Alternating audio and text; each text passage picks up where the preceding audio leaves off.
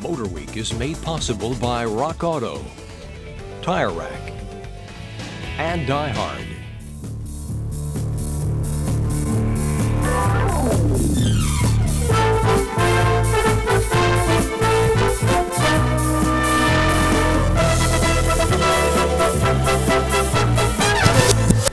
Whether you know it or not, Pavlov's theory applies not only to dogs, but to car enthusiasts as well. Don't believe me? Well, just mention the 400 horsepower V10 Dodge Viper to any car nut, then stand back and watch them drool. We've had several opportunities to drive Chrysler's retro roadster, but never for very long and never on our own home turf. Until now. We recently went one-on-one with a Viper at Pocono International Raceway. Let's see who won. Our Dodge Viper looked right at home in Pocono's pit lane. This competition environment reinforced the Viper's resemblance to classic road race cars, like its spiritual predecessor, the Shelby Cobra. Our drivers were anxious to get behind the wheel, since their previous Viper experiences had been mostly on public roads, where it was impossible to safely evaluate the limits of this awesome car's performance. There was also the challenge of taming its massive 400 horsepower V10 engine. This 488 cubic inch aluminum pushrod monster is the most exciting new engine to roll out of a U.S. automaker in years.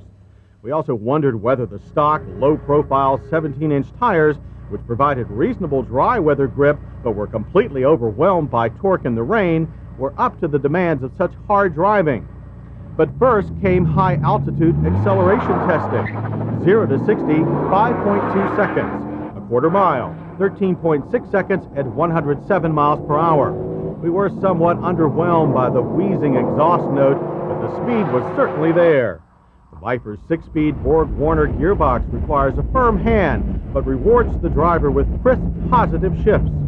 We also had to get familiar with the brakes, critical on a racetrack. 60 to 0 took 125 feet and warned us to watch out for some lockup from the right front disc.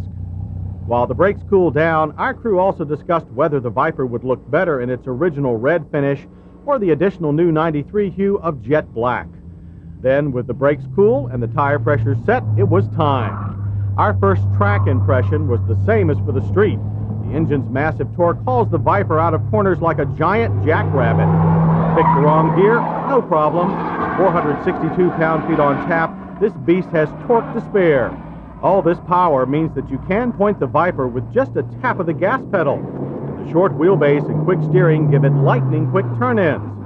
It runs along the high-speed banking, confirm that the Viper needs an experienced hand at triple-digit speeds. During a refueling break, the drivers were polled on their opinions of the Viper cockpit. All praised the no-nonsense instrument layout, and the seat's generous side bolsters held them tightly in place in even the hardest corners.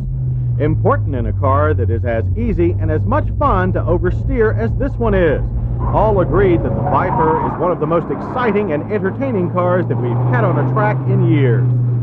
Someone even suggested a one-make Viper racing series. Now, wouldn't that be a hoot? So despite all of the attention and approval that a Viper may draw out on the street, and the fact that it is one of the most drivable supercars ever, its best characteristics are wasted in that sedate environment. The $50,000 Dodge Viper is a car that is at its best when driven at the limit. Few cars that we've ever experienced were this much of a thrill to drive fast.